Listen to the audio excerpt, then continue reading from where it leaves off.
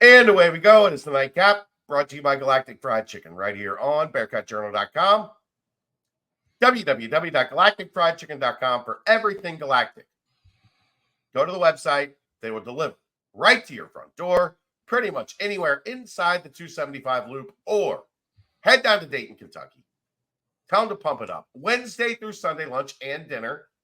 Sit out on the patio, enjoy the nice weather, and get yourself some of that Galactic goodness. It is out of this world.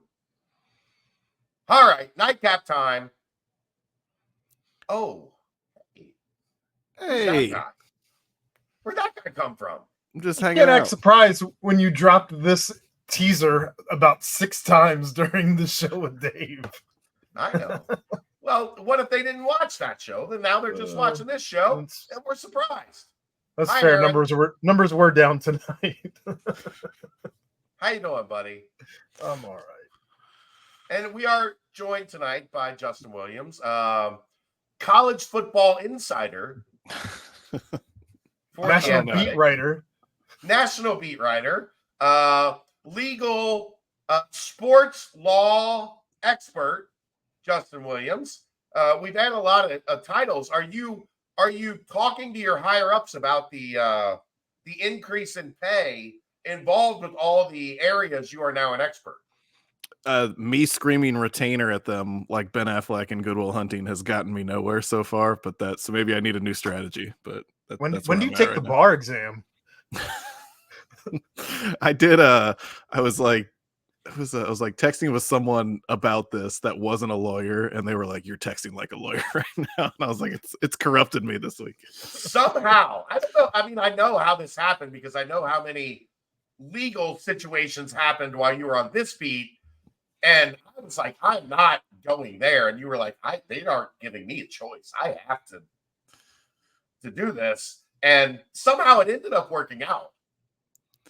It's a lot of, digging into pacer.gov and the court documents and all that fun stuff. And it's a lot. It's eating your vegetables for sure. I guess I'm a sicko because I actually find it interesting. You are sicko. There's no doubt about that. So I had you on the radio. We talked a little more 200 level because you had already talked 100 level with Tony and Austin earlier in the day. That's not what you have to do with them. Yeah, that's that was for Austin right there. Right. Wow. That Ohio State education. Shots fired. He didn't go to Ohio State. Or lack thereof. No, he's a Walmart t-shirt fan. Anyhow. I love you, Austin. Anyhow, he's definitely not watching this. So. No, he's not watching this. There's no. He has me muted on Twitter. There's no way he knows this exists. Anyhow, House versus NCAA. Tomorrow is kind of the deadline, right? Like this all needs to be kind of like the framework needs to be done by tomorrow. Everyone but the SEC has approved the original framework.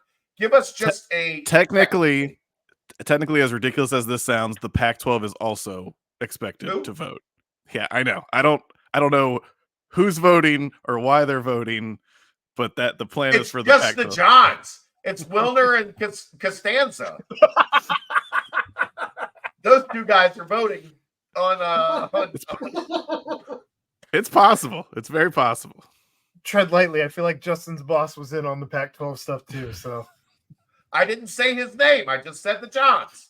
I can't explain why the Pac-12 is supposed to vote, but it feels like the shuffling chairs on the decks of the Titanic metaphor is very applicable to that. Yeah, they are officially on a piece of wood in the freezing water. Yeah. Which one's falling into the ocean? I'm not going there. I'm not. Give us kind of a basic understanding of where this is at. I know it's more advanced than even yesterday when we had this conversation, but where do we start? Where are we at? What is kind of once this gets approved, where do we go from here? And that should cover our 15-20 minutes for this show. Yeah. And thanks for coming on. Unfortunately. By the end of tomorrow, it's expected that the SEC and the Pac-12 will have voted to approve the terms of the settlement for the House versus NCAA case, which is what the NCAA Board of Governors did today. That's the highest governing body of the NCAA. That's what the Big 12 and ACC did yesterday. The Big 10 did it today too. All of that is kind of a formality. It's basically the people who are getting sued are saying, all right, yes, we're all going to vote yes on the proposal for this settlement. And then what I suspect will happen, as long as everything goes to plan, is basically you have the two sides, meaning the people suing and representing the athletes in this case, and then the NCAA and the power conferences. They basically say, all right, we've agreed on a settlement, and then that settlement has to go through a few other steps, which we can get into. But as people have probably read or heard or talked about, that settlement is the $3 billion of back pay to former Division I athletes for the NIL opportunities they missed out on before the rules allowed that. And then there's the revenue sharing moving forward. That's just for power conference programs. It's optional. It'll probably be somewhere in like the $20 to $25 million range per school per 22%. year. 22%. And that 22% will change as revenues, change each year. 22% of the average annual power conference revenue, based And on that's all revenue, not just media. I think some people think this is just media revenue. This is everything. I think it's like ticket sales, media, the big everything. stuff, basically. Yeah. I don't think it includes donations from donors and stuff like that. There are specific things that it includes, but right, it's not specifically just the media deals. It includes kind of the other big pots, ticket sales, stuff like that. So I've said this a few times. I think the easiest way to explain this is to go backwards. When the suit was filed in 2020, there's basically, there became two parts of it. There's a backward-looking one and a forward-looking one. The backward one is, hey, there are these athletes who didn't have an opportunity to earn NIL money. And why you can do this, I don't know, but you can sue for back pay. There's a 4-year statute of limitations. So anyone that was a Division I athlete starting in the 2016-2017 season up until the NIL rules were instituted in summer of 2021, they can basically sue or they did sue, and they're saying, hey, we could have gotten some of that money. We deserve some of it. Then the forward-looking piece is the money that these conferences bring in from the TV deals, all the money that the Big 10 and the SEC get from CBS and ESPN, all that kind of stuff. The players don't see any of that money. And so that's what the revenue sharing, pot is basically coming from. And so for the NCAA, if they were to take that case to trial and lose because of the class action nature of the lawsuit, they would essentially be on the hook for up to $20 billion in the back pay damages that they'd have to pay out immediately. And then there would be zero rules on NIL whatsoever. Like, the framework that is in place, and yes, it's very minor, and yes, people are doing pay for play kind of under the table, all that. We get it. But there are still some restrictions in place. There would be none of that, which in short means that the NCAA would be done. That's it. They're filing bankruptcy. They're shutting up shop. The NCAA would essentially be like your career covering the University of Cincinnati. Done. Yes, and $20 billion poor. So yeah, that would be it. So if people are wondering why would they take a settlement where they have to pay $3 billion and then all this revenue sharing, it's because the alternative is taking this to trial, and what we've seen in the past when the NCAA goes to trial is that they lose. Well, let me stop you there. Why would you take a settlement if you're the other side and not try and go for the $20 billion? Because the NCAA doesn't win in court. This is a fair question. I think the answer to that is, if you feel like the terms of the settlement are good, I think if you're an attorney, you always take the settlement, because they could go to trial and lose. The NCAA could win. We have they can't. This stinks of scratching backs. I'm just going to scratch your back. You scratch my back later. This is what it reeks of, Justin. I mean, if you're suggesting that the lawyers involved in this are going to make a lot of money, I think that's a fair suggestion. But yeah, I think if you're wondering, as a lawyer, what do you think? I think the I guess like the one version is, well, you always take a sure thing and the settlement's a sure thing. And then the other version is like, okay, yeah, we don't have to keep fighting this in court. We don't have to go to trial. We don't have to go through however many more years it would take to settle this. You kind of just get it over and done with. And the NCAA doesn't have a ton of leverage, which is why even though this, is going to end up being a good deal for them because they don't just collapse, they probably didn't have a ton of leverage at the negotiating table. I'm sure that the settlement got a lot of the things that they wanted out of it. But I think if only the lawyer for House was a Mortal Kombat character. But I think this is the difference between the players having like actual representation and being unionized and not. Yeah, so that's a total separate issue from the settlement, but it's something that's going to come up, right? Because you can already see the argument. There's already people out there that are making it, which is that 22% number. That's way less than what. Oh, it's way less than what the professional leagues get. They get close to 50%, and the athletes had zero input on that 22%. That was decided by lawyers for the plaintiffs and lawyers for the power conferences. Basically, I mean, it was decided by lawyers in a room. Those back scratchers, I'm telling you. And so, yes, it's going to be a significant change. We're talking about a year from now, like colleges direct power conference programs directly paying players, which is the entire thing the NCAA has fought against for decades. And now they're saying like, all right, let's go ahead and we'll go ahead and do it. What was the thing I saw today that? What was the thing I saw today that in 2021, the NCAA fought against paying student athletes $6,000? Yeah, that's the Alston payment, correct? Yeah. They took that to the Supreme Court because they didn't agree with that. They did not want to pay everybody $6,000, and that could have probably kept a lot of this at bay if they would have just said. There was obviously going to be more lawsuits coming. They're going to want more of the money. It's the same thing with this one. They're going to settle, and then there's going to be more lawsuits. For the NCAA, it keeps them alive to live another day, and I think that's kind of why we're in this position where they're settling. I think my favorite part about all of this is the fact that they're going to be paid players, but they're not employees. Don't get it twisted. They're still student athletes, not employees, which means no benefits for anybody. It's like you, Aaron. You're not an employee. You're a contractor. They're going to be contractors. This is twice you've reminded me now in the last 15 minutes. So it's true. And that's why there's going to be more of this, because they're going to talk about that. But when I was writing about all this, I do think it's important to try and think about it from the fan perspective. I don't think if this happens and the settlement goes through, which again will take months, nothing's finalized. If next season, 2025 football season, players are getting paid at the power conference level, I don't think that really changes anybody's Saturday afternoon when they're, at Nipper Stadium or sitting down to watch games. But this is another step in this continuing move where is football going to have to separate? Is it going to be a super league or super conferences or whatever? All of this stuff to me, we're getting another step closer to football, power conference football totally breaking away and having to do its own thing. Yeah, I made this analogy. Title IX. We haven't even discussed Title IX and the ramifications with any and all of that as they're trying to figure out where the water is going to be, where the sand is going to be, and all of that. And it's just a shit show before everything settles.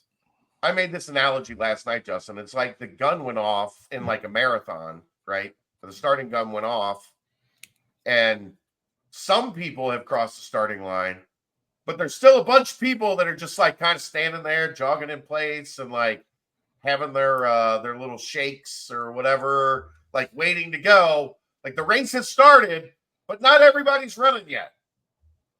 It's true. And Cincinnati's a really interesting case in all of this because, we talked a little bit earlier about, all right, so what do they have to pay for the back pay and all that kind of stuff? The actual important thing is they're in the power conference.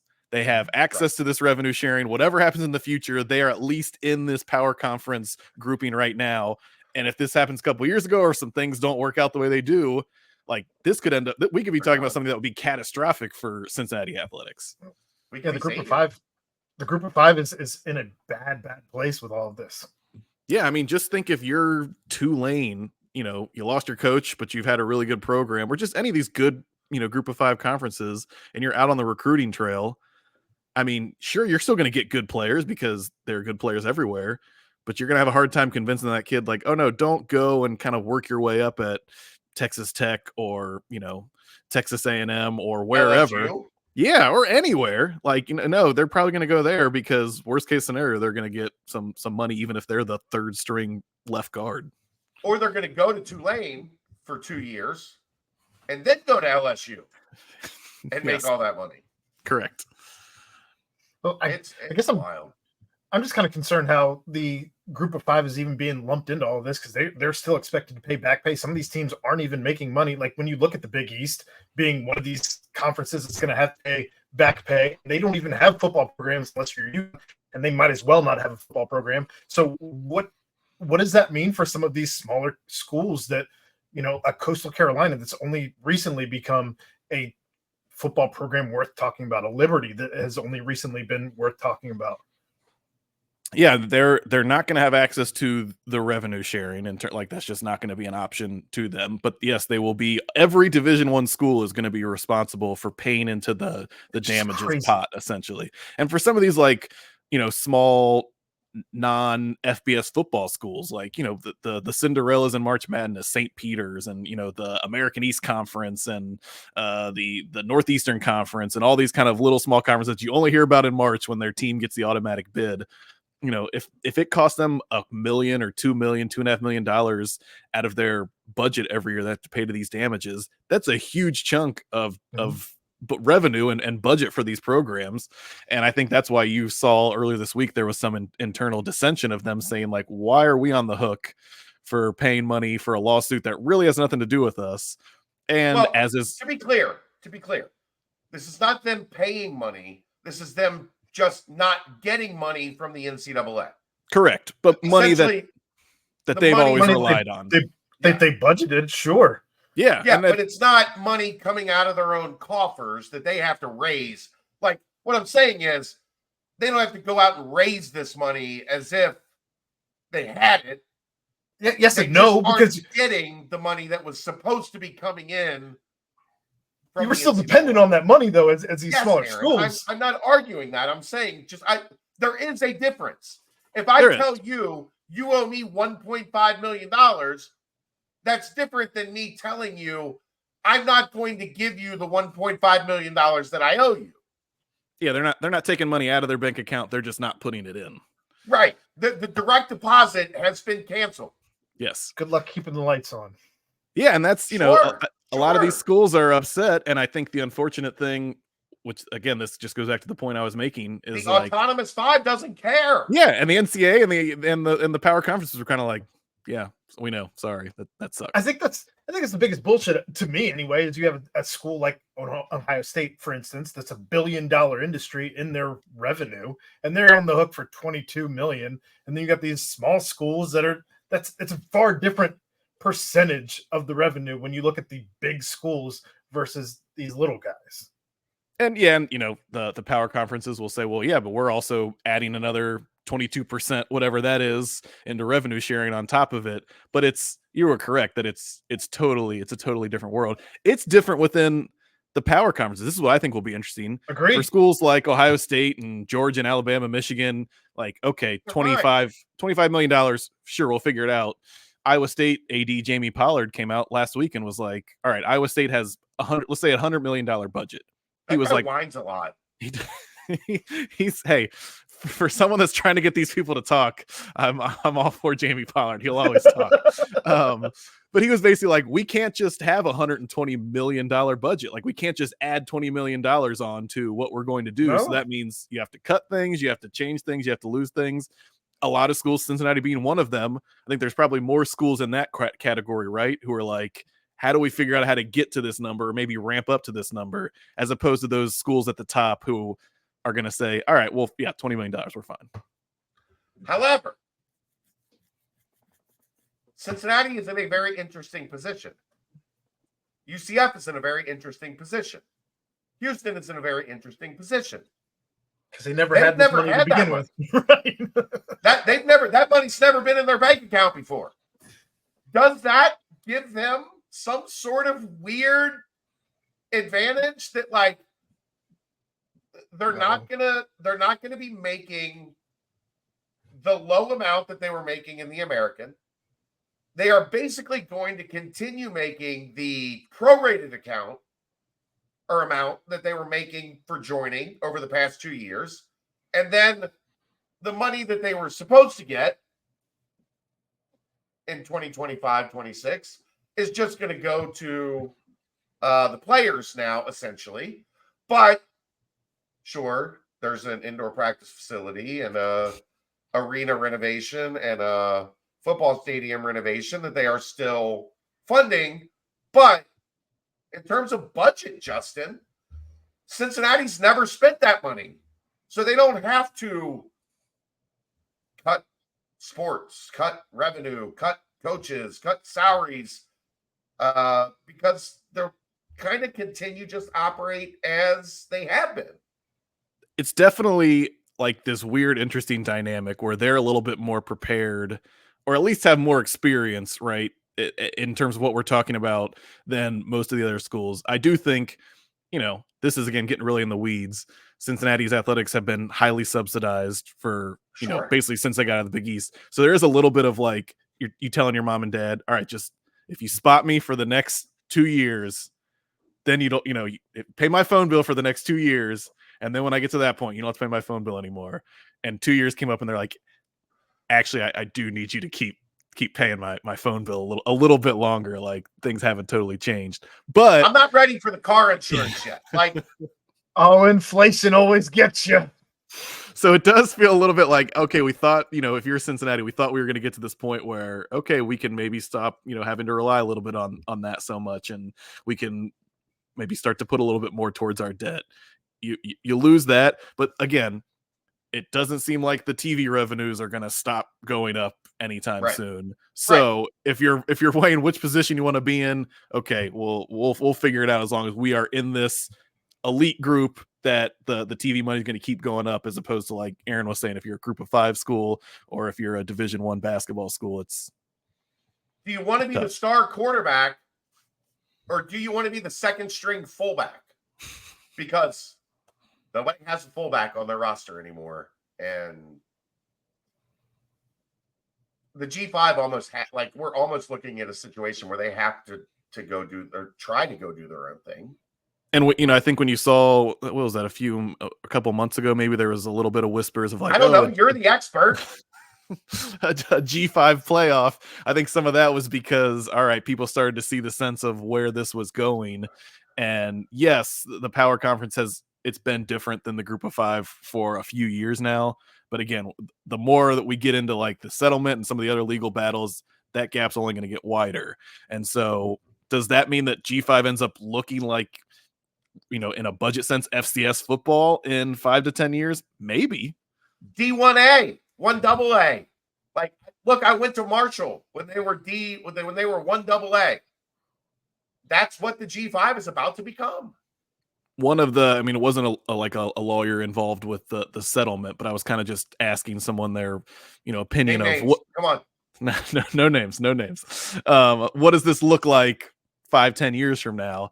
And their suggestion was football breaks away, maybe basketball, women's basketball, men's basketball, women's basketball goes with it. Maybe they do their own thing, but then everything else pretty much becomes Division III. Like what Division III now is what club sports. Yeah. Maybe a little bit tier for that. Maybe you're getting a little bit of money or something like that, where you're not doing it because you're flying around the country and you're getting all these benefits. You're doing it because you love the game and you're also getting kind of an education and like you get to do this as part of it. But it's not going to look, and maybe even something like baseball, which there are some huge baseball programs out there across this country, like that could even fall into that group where it's just like, all right, baseball, it doesn't have the revenue that these other sports do. So it's kind of has to pick which direction it's going to go.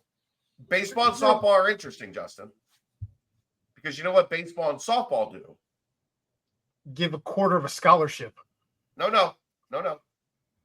Baseball and softball provide a lot of the money to the NCAA based on their postseason tournament. Football, nothing. The NCAA again, it's one of those things people don't understand. The NCAA gets $0 from bowl games, from the playoffs, from all that. They're cut out. They get nothing. The only thing the NCAA makes money on, March Madness, women's March Madness, which now is becoming a thing, baseball and softball, which are on ESPN, and then volleyball, which is becoming more of a thing. I think the NCAA almost has to force those entities to survive because the money that comes in is the only thing that keeps the NCAA alive. And it's possible you talk about like football breaking off. It might just be the NCAA having to say like, all right, you have to go do your own thing because we can't right. even manage this anymore. And maybe the don't NCAA make any money off of it. If they want to try and keep the NCAA tournament, which is, the biggest of those revenue generators, they might have to just kind of like try and pull the ripcord sooner rather than later to even try and hold on to that. Think about it like this, Justin. The conferences make all the money on the TV deals. The conferences make all the money off of the 12-team playoff. Those contracts are with ESPN and now TNT. Somehow, TNT bought into that today. Rest in peace, NBA on TNT. One of the most iconic things in my life is on right now. I was talking to Sam Kahn about this. I think we're just going to get Barkley and Kenny and Shaq and Ernie on first-round CFB playoff games. No, they have to go wherever they have to go. Don't you take away NBA on TNT for me.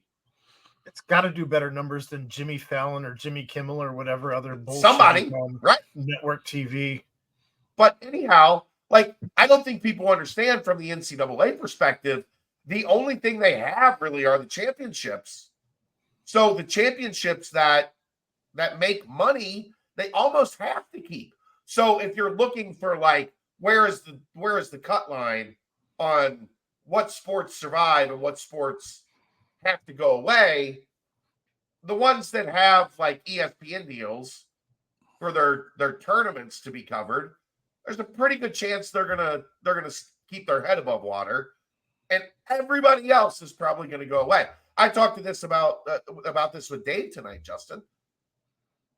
When you talk about what's going to happen, you're talking about paying revenue, paying proceeds, or paying revenue sharing.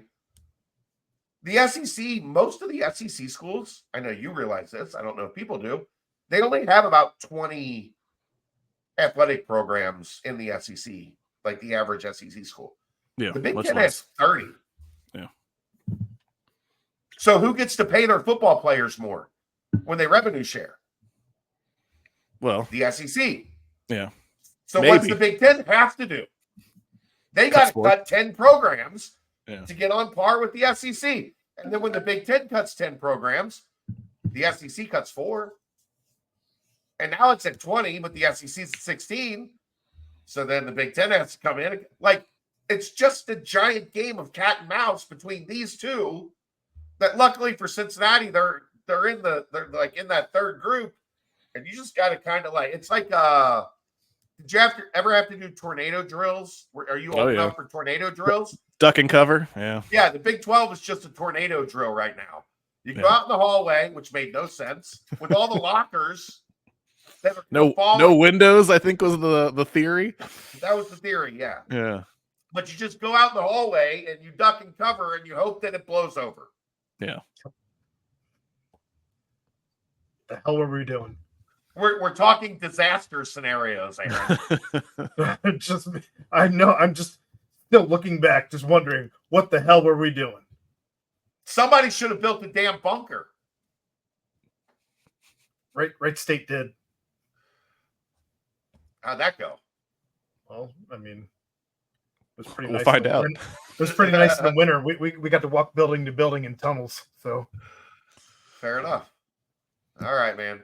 This show is normally short, but there was a lot to get to tonight. We appreciate you coming on. No, definitely. It'll be interesting to see how all this goes. Even like end of this week, it's not going to be finalized. There's still a lot that has to happen. Tip of the iceberg. It is. Tip of a very, very large iceberg. The Titanic is like, damn, that's an iceberg. And that's full circle, ladies and gentlemen. We'll see you next time. That is the Nightcap, brought to you by Galactic Fried Chicken, right here on BearcatJournal.com. See ya!